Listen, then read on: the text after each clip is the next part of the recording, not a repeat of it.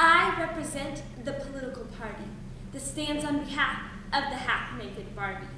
I represent the woman of the 21st century, and this woman is everything, except for her dignity.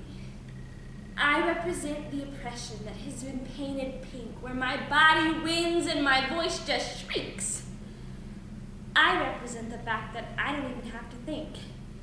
I can manipulate a gentleman with just my flirty wink. If we were to define beauty by society's standards, it would be favoring the external over the internal. The following poets challenge the notion that beauty is more than just skin deep. They fight for a new definition that involves creativity, speaking out, and just being yourself. I present to you the following poetry program by Amelia Kesher, saying, this is for the ladies, and Amelia, I screwed that up. Katie McKay, Will I Be Pretty by Katie McKay. You have the right idea. When I was a little girl, I asked my mother, what will I be? Will I be pretty? Will I be pretty? Will I be pretty? What comes next? Oh, right. Will I be rich, which is almost pretty depending on where you shop. And the pretty question infects from conception, passing blood and breath into cells. The word hangs from my mother's heart like a shrill fluorescent floodlight of worry. How could this happen to you? You'll have porcelain skin as soon as you see the dermatologist. You sucked your thumb when you were a little girl, that's why your teeth look like that, and you were hit in the face with a frisbee when you were 6, otherwise your nose would be just fine. I represent the degrading that we the women are facing on our own accord. I'm standing with the so-called feminists that are also fashion magazine whores. I'm marching with the ladies that fight for their rights, except they're slowing me down just a little because I think their jeans are too tight. I represent the rape and the pain, the sliced wrists the prostitutes pay, the boyfriend's choke in his many, many games, sticking my finger down my throat just so I can look okay. All of the fears and all of the cries that came from the hardships of trying to please the guys. I represent the freedom of choosing to be enslaved by the patriarchal system that grabs me day by day. I represent the hatred I have for the mirror and the naked girl on the front cover and the cancer of the big breast endeavor.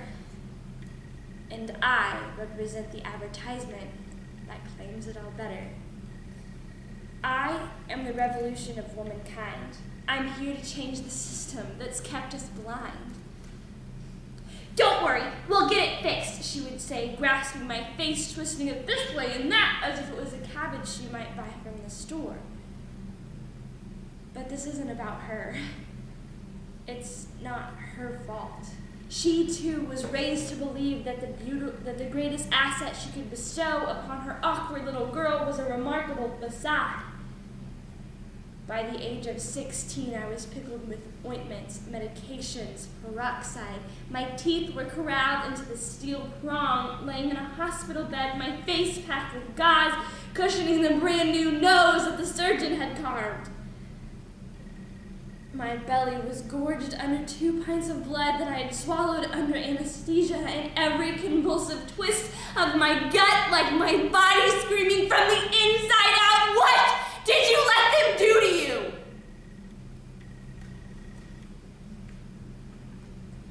Take off all your clothes, ladies, and you will live the life, except there's just a couple of guidelines you should probably know. You have to flirt, talk, walk, dress, know exactly where to go. Here, take my copy of Cosmo.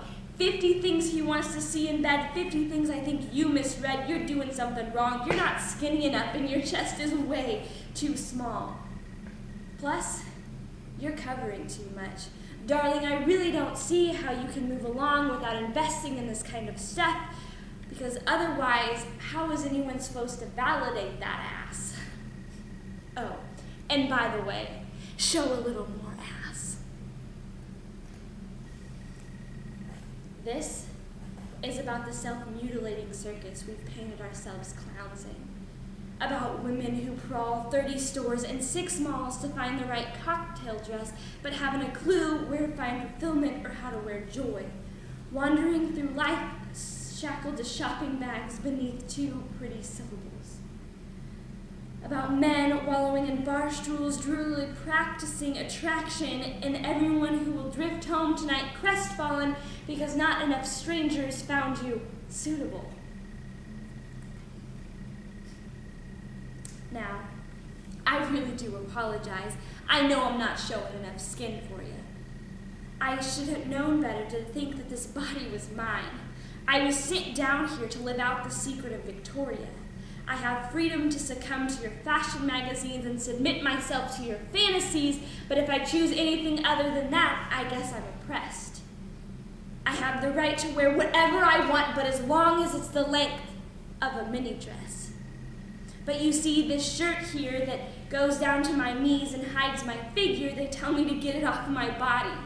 How am I supposed to be like that pretty airheaded figure? And these colored scarves don't seem to cut it. They want to see extensions, they want to see hair dye, they want to see it gutted. And apparently my posture is not womanly and my face is not the prettiest, unfortunately. But I was just wondering if someone could please tell me who the hell decided I was ugly. This is about my own someday daughter. When you approach me already stun-stained with insecurities, begging, "Mommy, will I be pretty? Will I be pretty?" Is my face really not pretty enough for you to look at? Do I really have to take my clothes off to get a job in any industry? Why aren't my eyes beautiful enough just being green instead of having to take all of this bad shit to enhance the green?